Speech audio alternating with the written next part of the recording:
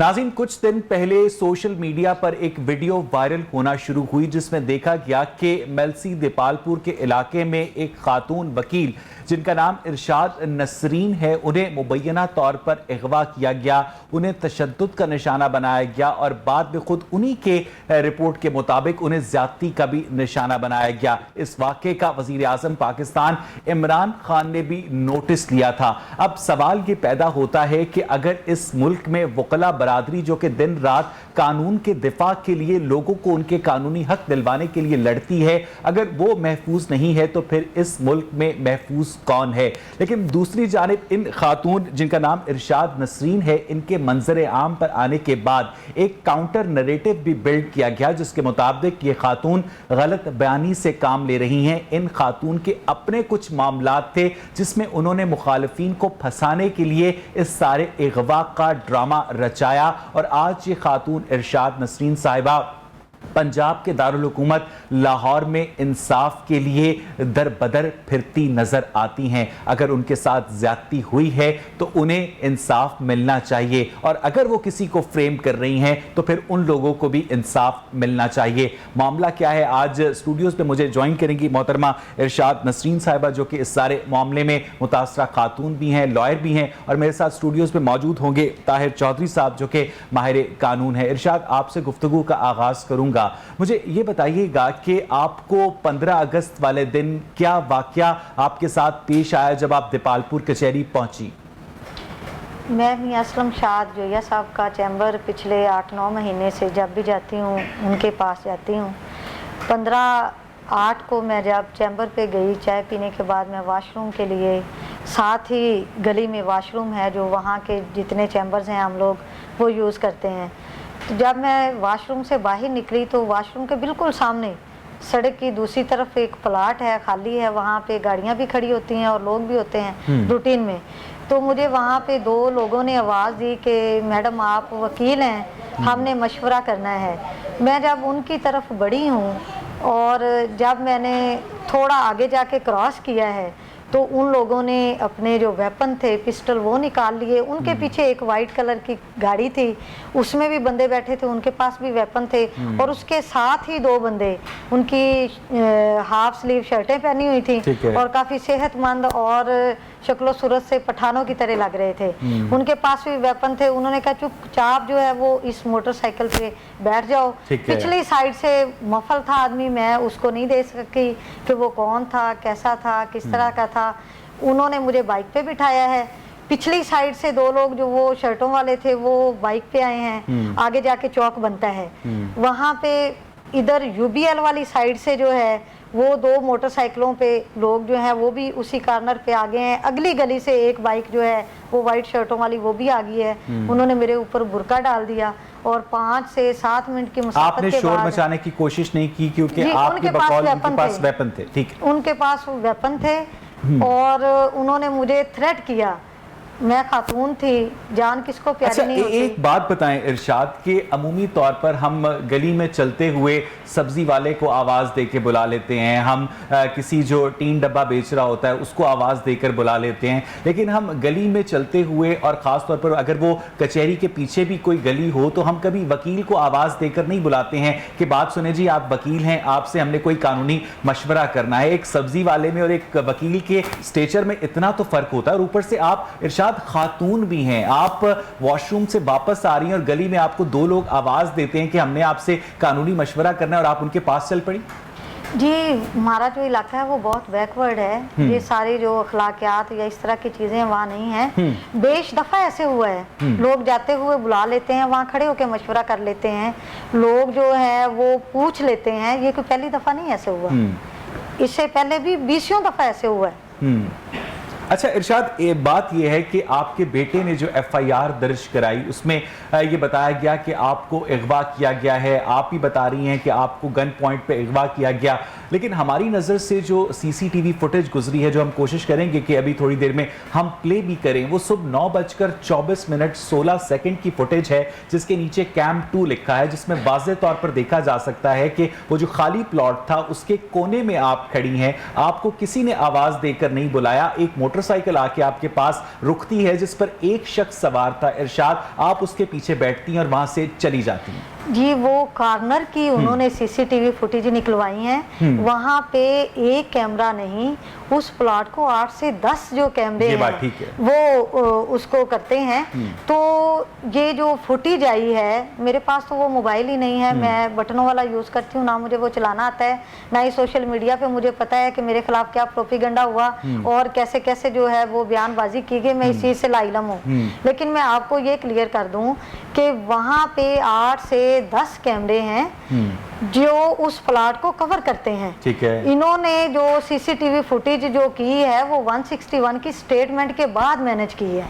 नहीं, मैनेज क्या की है उन्होंने? आपसे मिलती जुलती शक्ल की खातून को वहां पर लाकर खड़ा, वो आप नहीं है जो सीसीटीवी फुटेज वो अभी मैंने देखी ही नहीं है। ठीक है, वो चले हम आपको दिखाते हैं वो फुटेज, उसके बाद आपसे मजीद भी बात करेंगे क्योंकि इस मामले के अंदर कई परतें हैं, कई, और ये सारे वो सवाल, मेरी आपसे कोई जाती दुश्मनी तो नहीं है, मैं आपसे जिंदगी में पहली दफा मिल रहा हूँ, ये वो सारे सवालात हैं जो बकौल आपको मोबाइल फोन यूज नहीं करना आता, सोशल मीडिया पर लोग इन क्वेश्चंस को रेस कर रहे हैं। इरशाद ताहिर चौधरी साहब, ये सारी गुफ्तगू आपने भी सुनी, आपकी क्या फाइंडिंग्स हैं? क्योंकि अगर तो इरशाद नसरीन के साथ ज्यादती हुई है तो रियासत को इस जुल्म का मदावा करना चाहिए। बहुत शुक्रिया वैसे इकबाल साहब प्रोग्राम में मदऊ करने के लिए। बतौर वकील जब हमें ये वाक़या हमारे सामने आया, हमने ये वीडियो वगैरह देखी, तो डेफिनेटली एक आम आदमी को जहाँ पर गुस्सा आया तो वकला कम्युनिटी भी पूरे पाकिस्तान में आउटरीच हुई वो, और इसके ऊपर फिर नोटिस लिया गया। वकला की जो तंजीमें हैं उन्होंने हड़ताल वगैरह का ऐलान किया, पंजाब बार काउंसिल ने इसके ऊपर स्ट्राइक का ऐलान किया और इसके ऊपर फिर एक कमेटी भी तश्कील ली गई। वक्ती तौर पर तो ये जज्बात बिल्कुल जिस तरह आपने कहा कि साथ थे इनके। वकीलों के ख़िलाफ़ हर कुछ दिन गुजरने के बाद इस तरह के वाक़यात सामने आते हैं कि हमारी कम्युनिटी जो है वो उसको मलाइन किया जाता है। कुछ वाक़यात में कुछ ठीक भी वाक़यात होते हैं, हम कहते हैं कि हमें यहाँ पर बेहतरी की ज़रूरत है। कुछ वाक़यात ऐसे होते हैं जिसमें उन वकीलों को मंसूब किया जाता है, वकीलों से मंसूब किया जाता है। चले इसी केस पर रहिए ना। ठीक। तो जब मैडम का वाक़या सामने आया तो हमने भी इसको कंडेम किया। बाद में जो फिर आहिस्ता आहिस्ता जब तफसीलात सामने आना शुरू हुई कि मैडम जो हैं वो 2019 में भी एक बार अगवा हुई थी और तब भी इसी तरह का ही एक इन्होंने FIR कटवाई थी अपने मुखालिफिन के ख़िलाफ़, और इससे पहले 2007 में भी मैडम ने एक FIR कटवाई थी अपने बेटे के अगवा की, और वो भी बिल्कुल इसी तरह की ही वो FIR थी। हमारे पास जो पुलिस स्टेशन का जो रिकॉर्ड मैनेजमेंट सिस्टम से जो हमारे पास डाटा सामने आया उसमें हमने ये देखा कि 15 से ज़ायद जो केसेस हैं उनमें मैडम का नाम सामने आ रहा है। किसी में वो बतौर मुद्दई हैं, किसी में वो बतौर मुल्ज़िम हैं, किसी में वो बतौर गवाह हैं, किसी में वो बतौर जामिन हैं, किसी में वो कई जो हैं उन्होंने पिटिशंस जो हैं वो दायर की हुई हैं, और इसी तरह कुछ कई इन्होंने सिविल केसेस, मैंने वो काउंट किए जब वो सारे केसेस, 8 मुकदमात ऐसे हैं जिनमें मैडम जो है वो मुद्दई हैं, 5 मुकदमात में मैडम जो है वो मुल्ज़िम हैं, 8 से ज़्यादा मुकदमात जो हैं वो दीवानी मुकदमात जो हैं वो मैडम कुछ जो हैं वो ये एपलांट हैं और कुछ में ये रिस्पोंडेंट हैं। फौजदारी मुकदमात 2 ऐसे मुकदमात हैं जिनमें मैडम जामिन हैं, 7 से ज़ायद 7 जो हैं वो पिटिशंस हैं मैडम की, और ये इन्हीं के इलाके में हवाई। लेकिन ये सारी बातें अगर ठीक भी हैं ताहिर चौधरी साहब, उसके बावजूद इन बातों के बाद इस बात का इम्कान ज़्यादा बढ़ जाता है ना कि इनकी दुश्मनी होगी, लोग इनसे नाला होंगे। इससे ये तो नहीं साबित होता कि इनको किडनैप किया ही नहीं गया। बिल्कुल आपकी बात ये ठीक है। इसके ऊपर अवैध साहब बनी एक फैक्ट फाइंडिंग कमेटी बनी पंजाब बार काउंसिल की। ठीक है, 6 रुकनी कमेटी। इस कमेटी में ये 6 रुकनी कमेटी थी, इसमें सीनियर जो वकला थे, इवन दीपालपुर बार के जो प्रेसिडेंट थे, वो जनरल सेक्रेटरी थे, वो भी थे, यहाँ तक कि मैडम के अपने जो सीनियर थे सैयद अल्ताफ शाह साहब, जिनकी ये जूनियर रही, जिनके ये चैम्बर में ज्वाइन किया जब इन्होंने गालिबन अपनी प्रैक्टिस के इब्तदा में, तो वो भी इस कमेटी का हिस्सा थे। तो उस कमेटी की जो फाइंडिंग आई उसने कहा कि ये जो FIR थी ये फॉल्स थी, ये झूठी FIR थी और ये अपने मुखालिफिन को फंसाने के लिए जो है वो लॉन्च करवाई गई। चले मुझे ताहिर साहब जरा यहाँ पर थोड़ा सा गैप दीजिएगा। इरशाद नसीन, ये सारी गुफ्तगू आप भी सुन रही हैं, ये जो फैक्ट फाइंडिंग कमेटी की बात हो रही है, जो कमेटी का ये सवाल कर रहे हैं तो जो कमेटी ये कह रहे हैं कि पंजाब बार काउंसिल ने बनाई, वो ऐसे नहीं है। इनफैक्ट उसका भी मुझे आज ही रिसेंटली पता चला है। उसमें ये हुआ कि जो सदर बार हैं वो मुल्ज़म नज़र फरीद और शाहनवाज के करीबी हैं, क्योंकि नज़र फरीद और शाहनवाज जो हैं वो वहाँ के मकामी MPA जो नूरुल अमीन नासर हैं उसके सगे मामूजाद भाई हैं, और जो सदर बार हैं वो उसके फुफीजाद भाई हैं। तो जो अवैस पिराचा क्लर्क जो है इसमें मुल्ज़म, उसके जो सेक्रेटरी बाहर हैं वो फुफोजाद भाई हैं। ठीक है। तो ये इन्होंने खुद से यहाँ पे आके एप्लीकेशन एक शख्स हो गया ना, इसमें तो 6 लोग हैं, इसमें वो शख्स भी शामिल है जिसके साथ आपने प्रैक्टिस का आगाज किया। प्रेसिडेंट बाहर जो बैठे हैं उनके मौजूदा और साबका, और वहाँ के MPA MNA भी वहाँ पे बैठे हुए हैं, तो उनका इन्फ्लुएंस तो होगा ना बाकी पे।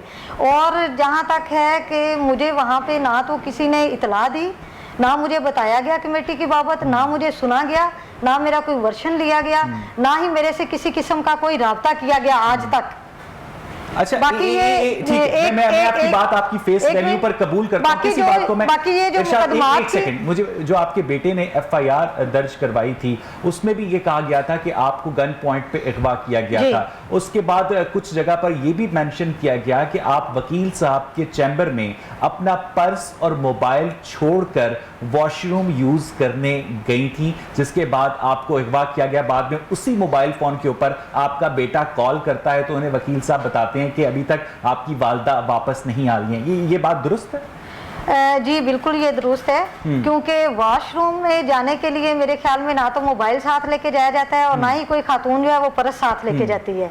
रूटीन में ऐसे ही इससे कबल भी यही होता था कि जब मैंने वॉशरूम जाना होता है आके मैं अपना जो पर्स होता था वो अलमारी में रख देती थी और मोबाइल जो है वो उधर ही मियां असलम साहब के पास छोड़ के तो मैं वॉशरूम के लिए जाती थी। लेकिन ये जो ताहिर चौधरी साहब आपकी एक तवील हिस्ट्री का जिक्र कर रहे हैं कि आप इससे पहले मैं इस पर बात करना चाहूंगा, लेकिन मुझे यहाँ पर एक छोटी सी ब्रेक लेनी है नाज़रीन, एक टेक्निकल इशू की वजह से। और जब हम ब्रेक से वापस आएंगे तो हम कोशिश करेंगे कि हम दीपालपुर बार एसोसिएशन के सदर से राब्ता करें और उनसे जाने कि उनके ऊपर जो एलिगेशन है अकरबा परवरी का कि उन्होंने एक बायस्ड रिपोर्ट तैयार की है, इस पर बात करेंगे एक ब्रेक के बाद। Stay with us.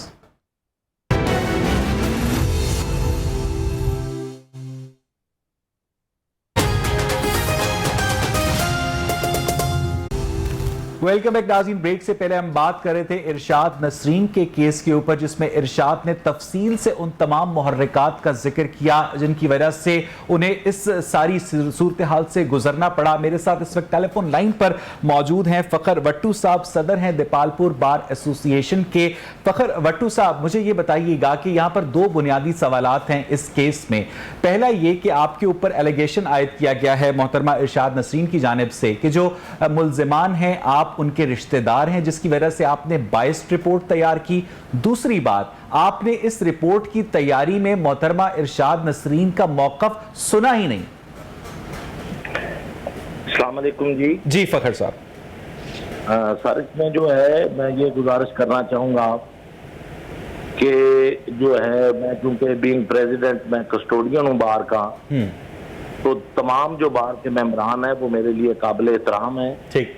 तो ये जो FIR लॉन्च हुई है, ये जो मैडम का मामला है, इसमें सर मैं ज्यादा जो है वो तफसील में नहीं जाऊंगा। मैं यही बताऊंगा कि पंजाब बार काउंसिल ने एक बाकायदा तौर पे कमेटी तश्कील दी जनाब, जो 6 मेंबरान पे मुश्तमिल थी। ठीक है। उसमें जनाब जो है साबिक मेंबर पंजाब बार काउंसिल जो ठीक है ना सर, आगे चलें। 6 मेंबर्स की बन गई कमेटी, फिर क्या हुआ?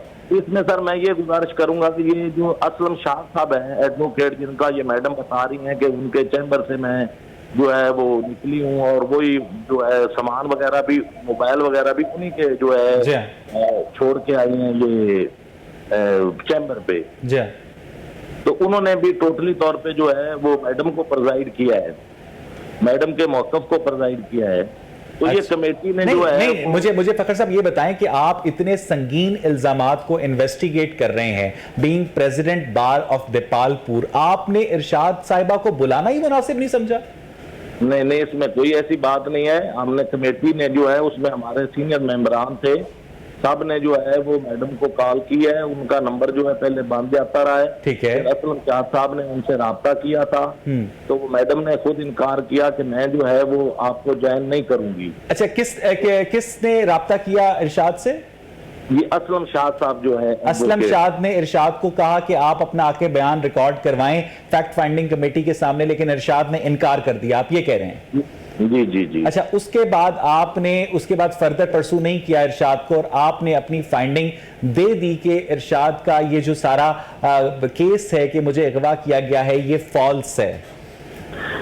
इसमें मैंने खुद जो है ना, ये मेरी जाती अकेले की नहीं है, ये पूरी जो कमेटी है ना जी, उसने तमाम जो है इसके पहलू जो है उसको देखा है, उसकी तहकीक की है, और वो जो है बाकायदा तौर पे हमने सारा अपना मौकफ जो है वो कमेटी ने तहरीर किया है। नहीं, आपके पास ऐसा क्या एविडेंस था जिसकी वजह से आप लोग ये डिक्लेयर करने पर मजबूर हुए कि मोहतरमा इरशाद साहिबा गलत बयानी से काम ले रही हैं? वो सब कुछ जो है ना वो कमेटी ने अपनी जो रिपोर्ट है उसमें तफसील से नहीं सर, मोटी मोटी बातें ना, एक दो बातें जिसकी वजह से आप लोगों को यकीन हो गया हो कि मोहतरमा इरशाद साहिबा गलत कह रही हैं। कोई ऐसी बात, आप प्रेसिडेंट थे, आप प्रेसिडेंट हैं, बल्कि आपने उस कमेटी को भी हेड किया है, कोई दो तीन मोटी मोटे पॉइंट्स जिनकी वजह से आपने इस बात को डिटरमिन कर लिया कि मोहतरमा इरशाद साहिबा गलत बयानी से काम ले रही हैं? तो मैं ये गुजारिश करता हूं कि वो उस रिपोर्ट में हमने बाकायदा तौर पे एक एक चीज सर मैं मान गया आपने एक एक चीज वाजे की है, लेकिन अब आपको याद ही नहीं है कि वो कौन से मेन पॉइंट्स थे जिनकी वजह से आपने इरशाद साहिबा को गुनाहगार ठहरा दिया? वो मैडम के वेल नॉलेज में है, जिस बिना पे वो जो है ये जिस एविडेंस पे ये सारा फखर भट्टू साहब, आप उन पॉइंट्स का जिक्र नहीं करना चाहेंगे जिनकी वजह से आपने अपनी बार की एक मेंबर को गुनहगार ठहरा दिया? आपने उन एग्जैक्टली उनको सुना भी नहीं है फखर भट्टू साहब?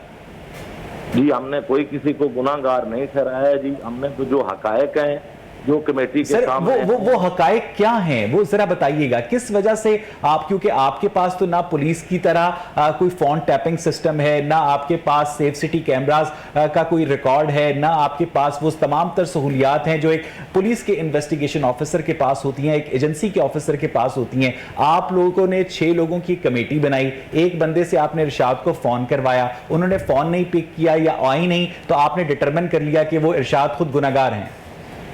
नहीं, इसमें ये बात नहीं है कि एक दफा फोन जो है वो करने पे हमने ये डिटरमिन किया है। हमने बार बार राब्ता करने की कोशिश की है, बकायदा हमने अपनी रिपोर्ट में ये बात मेंशन की है कि मैडम से हमने राब्ता किया, लेकिन उसने अच्छा, आपको ये बात तो याद आ रही है कि आपने अपनी रिपोर्ट में मेंशन किया है कि हमने इरशाद से बार बार राब्ता किया, लेकिन ये बात याद नहीं आ रही कि आपने उस रिपोर्ट में और क्या मेंशन किया था, कि किन वजूहात की बुनियाद पर आपने इस बात को करार दिया कि इरशाद गलत कह रही है?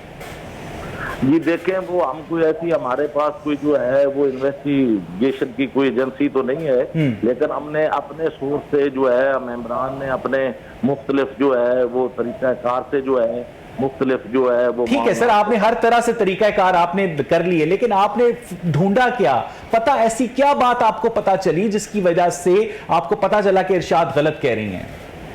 नहीं देखें, वो ऐसे ही है, मैंने आपको अर्ज किया कि हमने जो है वो तमाम मामला जो है वो अपनी रिपोर्ट में लिख दिया है। अच्छा चले, आप नहीं बताना चाह रहे, ना बताएं, मुझे सिर्फ एक बात बताएं कि एमएलसी की रिपोर्ट, मेडिको लीगल जो रिपोर्ट है इरशाद की, वो आपकी नजर से गुजरी है फखर साहब? जी सर, जो इरशाद की मेडिको लीगल रिपोर्ट है वो आपकी नजर से गुजरी है? नहीं, मैंने तो नहीं पढ़ी। अच्छा, वो मेडिको लीगल रिपोर्ट भी आपने नहीं देखी, और आप चलें ठीक है। मुझे एक बात बताइएगा इरशाद, आई नो कि आपके सीने में इस वक्त बेतहाशा बातें चल रही हैं, लेकिन इस वक्त जो बात हो रही है वो ये है कि आपसे इस फैक्ट फाइंडिंग कमेटी ने बार बार राब्ता किया, आपने अपना मौकफ देने से इनकार किया, क्या ये बात ठीक है इरशाद? जी बिल्कुल गलत है, मेरी सीढ़ियां निकलवा लें। मियां असलम साहब से भी मैं खुद राब्ता करके वो केस के सिलसिले में मैंने बात की है, मीटिंग वगैरह या कमेटी के बारे में। मियां असलम साहब उस कमेटी के मेंबर थे, ये आपको पता था? नहीं, मेरे इल्म में नहीं है ये। और उन्होंने भी आपको नहीं बताया कि मैं उस कमेटी का मेंबर हूं? नहीं, मेरे साथ ऐसी बात कोई भी नहीं हुई है, क्योंकि मैं जब वहाँ पुलिस मुझे मेरे घर में फेंक के आई है ना, उस रात से लेके ठीक है पूरी रात मैं जो है वो बच्चों को लेके बैठी रही, ना मुझे सिक्योरिटी प्रोवाइड की गई, बल्कि मुझे हॉस्पिटल से रेफर किया गया साइकोलॉजिस्ट के पास और मेडिकल स्पेशलिस्ट के पास, लेकिन मुझे कोई बंदा, बल्कि वो जो मेरी स्लिप थी रेफर, वो भी पुलिस वालों ने मेरे से छीन ली। मैं पूरी रात अपने बच्चों को लेके बैठी रही और सुबह मैं अपने बेटों को लेके जो है वो लाहौर आ गई, यहाँ आके मैंने अपना ट्रीटमेंट करवाया और अल्हम्दुलिल्लाह मैं कुछ स्टेबल हूँ। और जो मेरा मेडिकल है उसकी मुझे कॉपी तक जो है वो नहीं ये लोग दे रहे। अभी तक आपको एमएलसी की कॉपी नहीं मिली है? बिल्कुल नहीं मिली। और मैंने जो वहाँ पे ड्यूरिंग एडमिशन हॉस्पिटल में मेरे से वारिस वटू जो आईओ थे इस मुकदमा के, उन्होंने फोर्सली मेरे अंगूठे लगवाने की कोशिश की मुझे वहाँ पे वकील से फोर्सली। और क्योंकि मैं उस वक्त एडमिट थी और अपने सेंसेस में भी इतना नहीं थी, तो वो आके मैंने फिर एमएस साहब को बुलवाया। मैंने कहा जनाब मेरा एमएलसी हो गया है और ये बंदा खुद मुझे अपने साथ लाके मेरा एमएलसी करवा के गया है, तो हाउ इट इज पॉसिबल कि मेरा दोबारा जो है वो। अच्छा एक सेकंड जरा यहाँ पर इरशाद रुकिएगा। नाज़रीन मैं आपके साथ वो फुटेज शेयर करना चाह रहा हूँ जो हमने ढूंढी है, जिस फुटेज में के बारे में ये कहा जा रहा है कि ये वो फुटेज है सुबह 9:24 की। ये उस गली की फुटेज है जो बार के पीछे है, जिसमें इरशाद साहिबा को एक मोटरसाइकिल पर बैठकर जाते हुए देखा जा सकता है। मोहतरमा इरशाद का ये कहना है कि उन्हें गन पॉइंट के ऊपर अगवा किया गया है। आप देख सकते हैं कि इस खाली प्लॉट के कोने पर, इरशाद मुझे बाद में करेक्ट कर दीजिएगा अगर कहीं पर मुझसे कोई भूल चूक हो जाए कमेंट्री करने में, ये जहां के ऊपर पिन पॉइंट किया जा रहा है, यहां पर इरशाद साहिबा खड़ी हैं, एक मोटरसाइकिल वाला आता है, वो इसके साथ बैठती हैं और यहां से चली जाती हैं। अब इस तरह दिन दिहाड़े एक वकील को अगवा करना अगर वाकई मुमकिन है तो फिर पाकिस्तान में कुछ भी मुमकिन है, क्योंकि इस मामले में इरशाद की बात बिल्कुल ठीक है कि अगर छोटा वेपन यूज किया गया है, अगर पिस्टल यूज किया गया है तो चीखो पुकार की गुंजाइश नहीं रहती। लेकिन हम देखते हैं कि किसी भी किस्म की बॉडी लैंग्वेज से कोई भी इज़्तिराब, कोई भी बेचैनी जाहिर नहीं हो रही है, जो अपने आप में एक बहुत बड़ा सवाल है। हमने प्रोग्राम के शुरू में ये बात इरशाद के आगे रखी तो उन्होंने कहा कि ये सिर्फ एक फुटेज का टुकड़ा है, जो बकिया 10 कैमरास थे उसकी फुटेज को मैनिपुलेट करके ये फुटेज बनाई गई है। और अब मैं आपको दिखाना चाहता हूं एक और फुटेज जिसमें एक शख्स जो कि इस सारे मामले में इन्वॉल्व है वो क्या कहता है, आप देखिए। मेरा दूसरा बब्बी इन्हें मैंने तकरीबन कॉल की 15 तारीख ਨੂੰ कि 4 बजे 3-4 बजे कॉल की भी तेरे को आ रहे हैं, मेरे ना मेहमान है। तो मैं कहा यार मेहमान है तो खैरी आ रहे जी ने कहा यार इतने आ तेन दसांग। मैं कहा मेहमान बुढ़ी है या बंदे ने यार जो तेरे को आंदे पे बंदा ही है बुढ़ी नहीं है। ये जी उत्थे मेरे को चले गए अड्डे तरीक नहीं जाते ने फिर मैंने कॉल की है। उत्थे जाते ने मैं कहा भाई तरीक नहीं पहुंचे, मैंने समझाया तुम चौक शाह ने जा जाओ अगे पिंड आ जाओ, मैं तेन आद लै जाना। उत्थे पिंड आया अगू इन्हें बारो सी ते मैं आख्या यार तू तो सी बंदा ते बुढ़ी नाल तो किधर ले करना है, कहता की माला माला इनू कढ़ ते ले आया या वैसे इनू की रोला। इन्हें कहा कहता यार पिछे कोई रोला जी है, इन्हें 3-4 दिन रहना इतने तुहाडे कोल ते छड्डना सी ते 3-4 दिन तो बाद चले जाएगी तरीक तरूक है जेड़ा भी मसला है हल हो जाएगा। ये औरतों तो साढ़े घर छड़ दे तो वापस आ गया है। फिर 4 दिनों तो बाद फिर गया जी, 4 दिनों तो बाद इन्हें जाते थे फिर इन औरतों तो लिया 2 दिन रही साइड से गिरे। 2 दिनों तो बाद फिर इन्हें मैंने कॉल की भी यार तरीक उनकी केस की नहीं क्लीयर 26 पै गई है तो उनके अधीन बैठन महर से आप माई महर से छड़ते आना तो सू कोई गड्डी का अरेंजमेंट करते। मैं ही उतो टैक्सी गड्डी ली उनका अरेंजमेंट किया। इन्होंने तो मैं गड्डी का अरेंजमेंट हो गया थोड़े वाला आँदी पई। इन्हें कहा नहीं यार तू एड़ा नाल आप भी आ। मैंने नाल लै गया को साडा मसेर शेख फादर जिंदे कोई बैठे सन उन्होंने फिर नाल ले चल मसेर चलिए वापस गप ला जाओगे मेहमान छड़ते। अभी महर से चले गए, महर से तो 3 किलोमीटर पिछे ना थोड़ी माई सी मैडम है, उन्हें आखा तुम मैंने तो पक्की तो तार तुम चले जाओ मैं जाना तो मेरा काम है।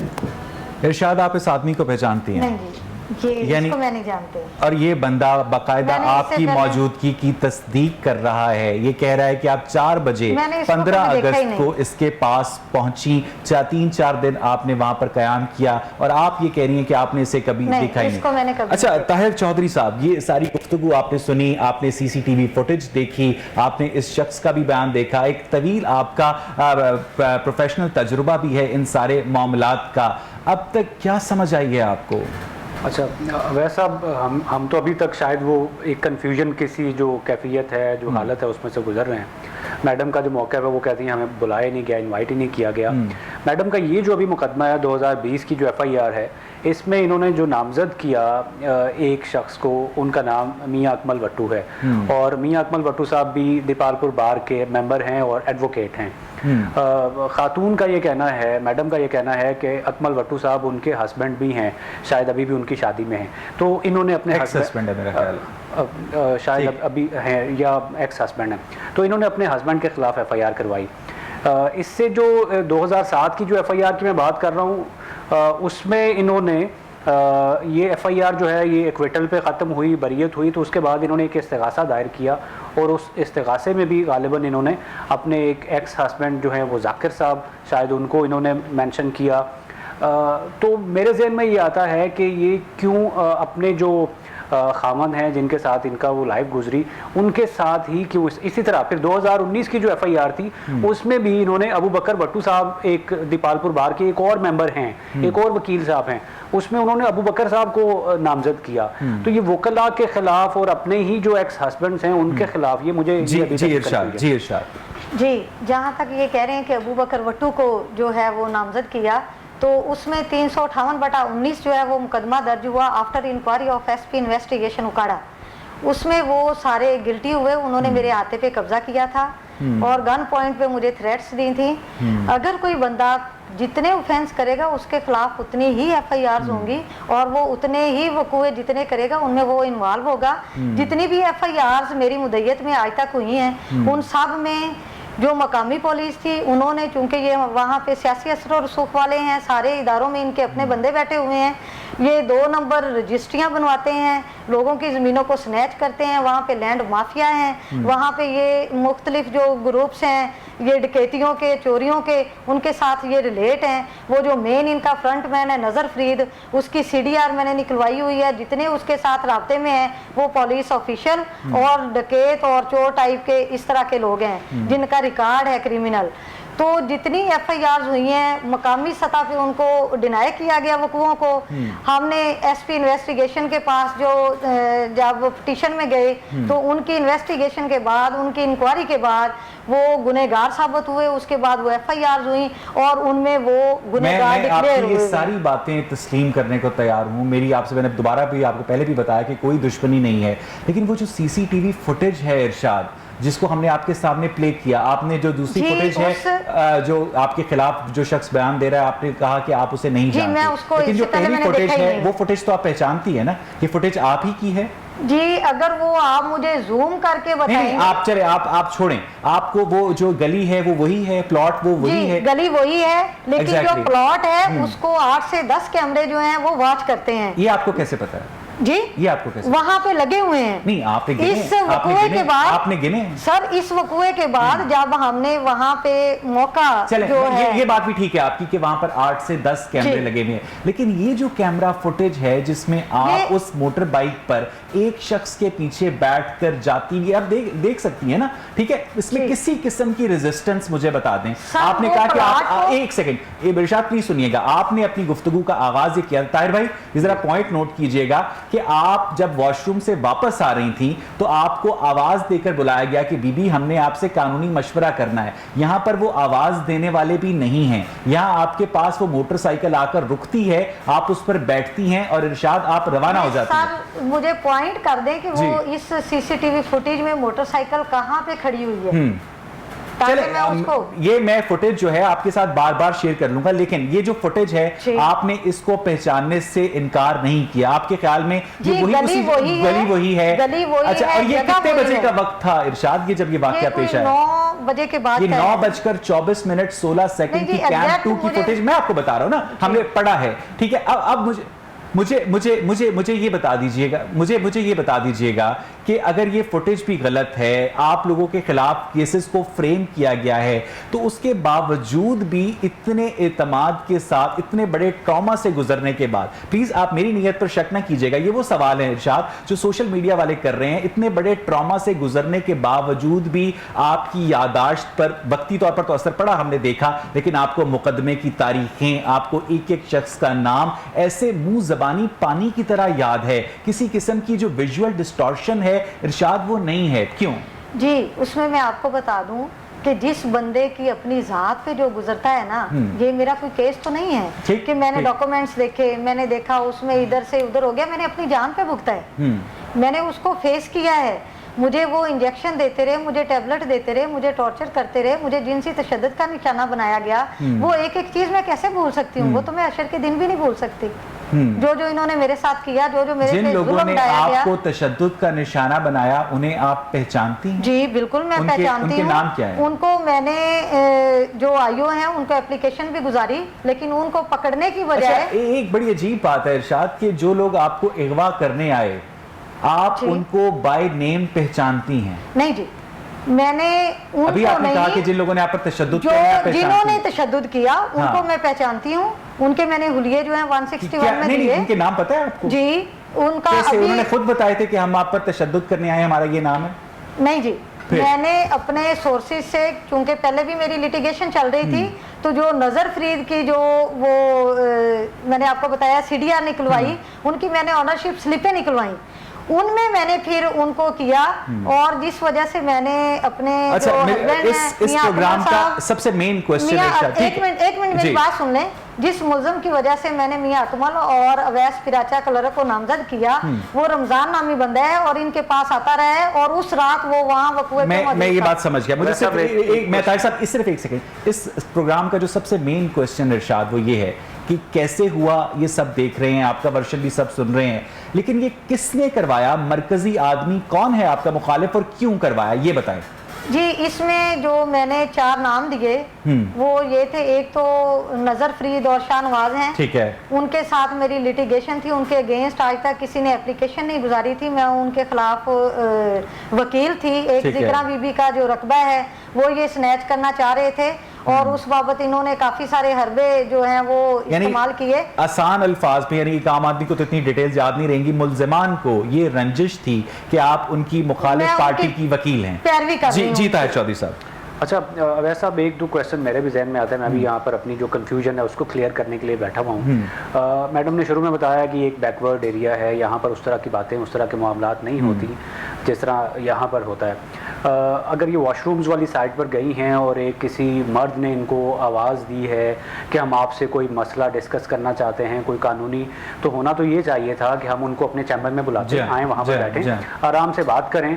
बैकवर्ड एरिया मैडम खुद कह रही हैं, और फिर एक मर्द की आवाज़ पर वो चली जाती हैं और फिर उनको वहाँ से किडनैप कर लिया जाता है। एक तो ये मुझे समझ नहीं आया कि अपने चैम्बर में क्यों नहीं बुलाया, वहाँ पर आराम से बैठ कर डिस्कस करें, चाय पानी पिएँ, बैठें। कोई खातून अगर आवाज़ देती इनको तो फिर तो जाना इनका समझ आता है कि ठीक है, मर्द की आवाज़ पर चली गई। दूसरा इन्होंने कहा कि दूसरी जो इनके जो मुखालिफिन हैं वो बड़े असर रसूख वाले हैं, वो बार के अहदेदारान हैं, वो पॉलिटिकल फिगर्स हैं, बड़े नाम हैं। अगर इतने असर रसूख वाले हैं तो कई मुकदमात जिनका आगे मैंने जिक्र किया, तकरीबन 27-28 मुकदमात हैं, उनमें से कई मुकदमात में मैडम ने FIRs कटवाई हुई हैं। ये आपको भी पता है, ये मुझे भी पता है, मैडम को भी पता है कि पाकिस्तान में किसी तगड़े बंदे के खिलाफ, किसी ताकतवर बंदे के खिलाफ FIR कटवाना ये बहुत मुश्किल काम है। तो ये कैसे ऐसा मुमकिन हो गया कि FIR जो है? मैं इसकी भी आपको तफसील बताती हूँ। जी हर कम्युनिटी में हर किस्म के लोग होते हैं, हर महकमे में हर किस्म के लोग होते हैं, ईमानदार भी होते हैं, करप्ट भी होते हैं, और उनके नेगेटिव और पॉजिटिव रोल भी होते हैं। सबसे पहले जो FIR इनके खिलाफ हुई वो 358/19 हुई, जिसमें इन्होंने मेरे आते पे कब्जा किया। उसमें उस वक़्त राजा शाहिद नज़ीर साहब थे, SP इन्वेस्टिगेशन उकाड़ा, उन पे इन्होंने बड़ा प्रेशर डाला, उनको ऑफर्स भी जो हैं वो इन्होंने पैसों की, लेकिन आई सल्यूट कि वो भी पंजाब पुलिस से ही हैं, वो भी इसी का हिस्सा हैं, उन्होंने इनका कोई प्रेशर नहीं लिया, उन्होंने मेरिट किया। उसके बाद जो सेकंड इन्होंने उनकी ट्रांसफ़र करवा दी इस रंज के तौर पे, तो बिलाल कयूम साहब वहाँ पे आए, SP इन्वेस्टिगेशन, उन्होंने सारे पुलिस आपके साथ ताउन कर रही थी और अब पुलिस आपके साथ ताउन नहीं कर रही। मैं आपको बताती हूँ, मैं आपको बताती हूँ, इनके खिलाफ जो 3 FIRs हैं वो उनके दौर में, और ये जो कह रहे हैं कि मेरे खिलाफ, इन्होंने मेरे खिलाफ उस रंज में 3 FIRs कटवाई, क्योंकि मैंने 70 लाख रुपया जो है वो नजर फ्री से लेना था। ये सारी बातें आपकी फेस वैल्यू पे तस्लीम करता हूँ। जो ताहिर चौधरी साहब का पहला सवाल है, कोई खातून आवाज देती तो समझ भी आता था? नहीं, ऐसे 20 दफा हुआ है, लोग बुलाते हैं, मैं क्रिमिनल करती हूँ, लोग राह चलते जो है वो पूछ लेते हैं, मेल के साथ भी ऐसा हो जाता है। मैं बतौर एडवोकेट हूँ, मेरी बार और अच्छा, जो लोग ये फुटेज आपको मुझे अभी क्लियरली मुझे पता है कि प्रीव्यू में नजर नहीं आ रही है, हम आपके साथ प्रोग्राम में भी शेयर करेंगे, लेकिन ये जो आंखें फुटेज देख रही हैं, ताहिर चौधरी साहब भी देख रहे हैं, उसमें आप प्लॉट के कोने में दीवार के साथ किसी का इंतजार करती नजर आ रही हैं। आपके पास एक मोटरसाइकिल आकर रुकती है, हमें नहीं पता कि उन्होंने आपको पिस्टल दिखाए या नहीं दिखाए, लेकिन एक शख्स बैठा है एक मोटरसाइकिल पर, एक शख्स, और उसके पीछे आप बैठकर वहां से रवाना हो जाती हैं। ये सारी इस फुटेज के अंदर दिखाया जा रहा है। फखर भट्टू साहब, आपको मेरी आवाज आ रही है? जी सर। फखर भट्टू साहब, आपने ताहिर चौधरी साहब की बातें भी सुनी, आपने इरशाद का मौक़िफ़ भी सुना। इरशाद ये कहती हैं कि चूंकि आप उनकी मुखालिफ पार्टी के जो वकला हैं उनको ये रंज था कि ये उनके मुखालिफिन की पैरवी कर रही थी, इसलिए ये सारा जुल्म ज्यादती इनके साथ हुई। फखर भट्टू साहब, सर मैं इसमें ये गुजारिश करूंगा कि मेरे भाई क्योंकि बैठे हैं, उन्होंने भी कैसे जिक्र किया कि हमारी कचहरी में तकरीबन जो है वो हजारों की है, और हमारी जो है बार जो है वो 1400 वकला पे जो है 1400 वकला, ठीक है, मेंबर है। तो सर इसमें मैडम कह रही है कि ये हमारा इलाका जो है बड़ा बैकवर्ड है। इसमें मैं ये गुजारिश करता हूँ कि हमारी सील जो है नहीं, ये बात ठीक है। मुझे फखर भट्टू साहब एक ब्रेक पे जाना है, लेकिन छोटी सी बात बताते जाएं कि मोहतरमा इरशाद साहिबा जिन मुल्जिमान को नामजद कर रही हैं वो आपके रिश्तेदार, कजन नहीं है? नहीं, कोई हमारा नहीं, मेरे कोई रिश्तेदार नहीं है। जी, शाहनवाज और जो नजर फरीद हैं ये एमपीए के फुफोजाद हैं, और वो एमपीए के मामूजाद हैं। फखर भट्टू साहब ये ननिहाल से हैं, वो ननिहाल से हैं। फखर भट्टू साहब से क्या रिश्तेदारी है इनकी? जी, फखर जो एमपीए नूरुल अमीन नासर साहब हैं, उनकी सिस्टर इनकी भावज है। फखर भट्टू साहब, ये बात ठीक है? इनकी भाभी है। सर बात सुने जी। ये नूरुल अमीन नासर जो है वो मेरे मामू का बेटा जरूर है, लेकिन मैं एक बात कहना चाहता हूँ, ये नजर फरीद और शाहनवाज से मेरा कोई ताल्लुक नहीं है, मेरे कोई रिश्तेदार नहीं है उनसे, मेरी वो उसके मामूजाद हैं। मेरी गुजारिश सुने, इनके उनसे मामलात हैं, ये एक दफा बता दे कभी इन्होंने हमें देखा है वहाँ पे बीइंग एडवोकेट या उनकी कोई सपोर्ट करते हुए? जी, मियां नूरुल अमीन मेरे पास खुद आए थे चैम्बर पे मेरे पिछले वकूए में। इससे आगे चले। शाहनवाज और नजर फरीद से हमारा कोई ना रिश्ता है ना कोई तल्लक है, बिल्कुल ये ऐसी कोई बात नहीं है। मैडम हमारी मेंबर थी, हमारे जो है वो हमारी जो कुलीग है, अब तमाम मेंबरान हमारे बराबर हैं, रूल ऑफ लॉ है। मैडम जैसे कह रही हैं हमारी पुलिस जो है वहाँ पे मेरिट कर रही है। अच्छा, मुझे फखर भट्टू साहब एक बात बता दें, फिर मुझे ब्रेक लेनी है। फखर भट्टू साहब, ये जो आपकी फाइंडिंग है, फखर भट्टू साहब सुन लेना, फखर भट्टू साहब सुन लेना, करने देंगे। फखर भट्टू साहब, ये जो आपकी फाइंडिंग है कि मोहतरमा इरशाद साहिबा गलत बयानी से काम ले रही हैं, किसी किस्म का अगवा नहीं हुआ, क्या वहाँ की मकामी पुलिस आपकी इस फाइंडिंग से इत्तफाक करती है? फखर साहब, नहीं, देखें जी, ये हम तो ये कहते हैं कि हमने पुलिस को ये बोला है कि आप फेयर इन्वेस्टिगेशन करें, ठीक है, मेरिट पे करें, रूल ऑफ लॉ होगा, किसी के साथ ना ज्यादती होने देंगे। अगर मेरिट के साथ मैडम के साथ भी कोई अगर ऐसी एविडेंस आती है जो आज तक हमारे सामने आई हैं बातें कमेटी के सामने, लेकिन आपने अब तक ऐसा कोई एविडेंस हमें नहीं बताया जिसकी वजह से आपने इरशाद साहिबा को गुनाहगार करार दिया? नहीं, उसमें हम जो है ना ये मैं नहीं कहना चाहता हूं। मैं तो चले, मुझे एक ब्रेक लेनी है फखर भट्टू साहब, और नाज़रीन जब हम ब्रेक से वापस आएंगे तो इस प्रोग्राम को क्लोजिंग की जानिब लेकर चलेंगे कि आखिर इस तरह के केसेस पाकिस्तान में किसी मंतकी अंजाम तक पहुंच क्यों नहीं पाते हैं। अगर इरशाद साहिबा सही कह रही हैं तो उन्हें इंसाफ के लिए किस शहंशाह जहांगीर की अदालत में जाकर जंजीर हिलानी पड़ेगी कि शहंशाह सलामत इंसाफ दीजिए। इस पर बात करेंगे एक ब्रेक के बाद। Stay with us.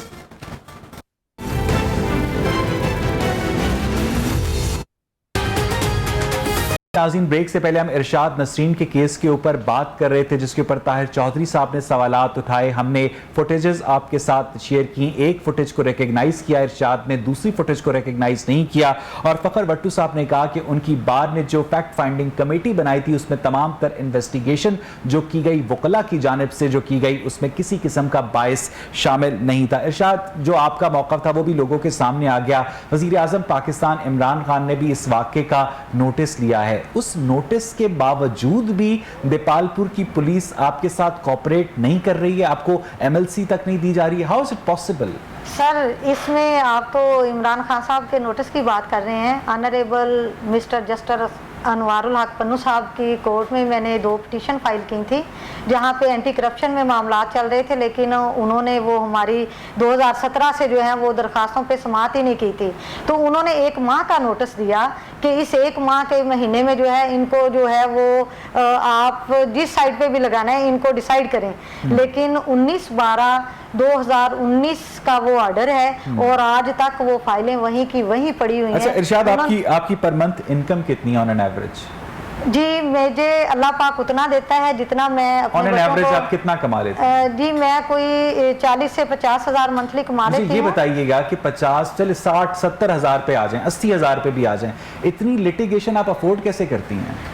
लिटिगेशन मेरी जाती नहीं है, मैं कौंसल हूँ उनके नहीं, आपने against। इतने पर्चे दिए हुए हैं, जाना जाना लेना दिलाना सब कुछ, इतना कुछ जी, आप अफोर्ड कैसे करती हैं? अफोर्ड मैं खुद अपनी वकालत करती हूँ। मैंने कौन सा वकील जो है वो एंगेज करना होता है या कोई ऐसा मामला जो है वो ऐसा नहीं है।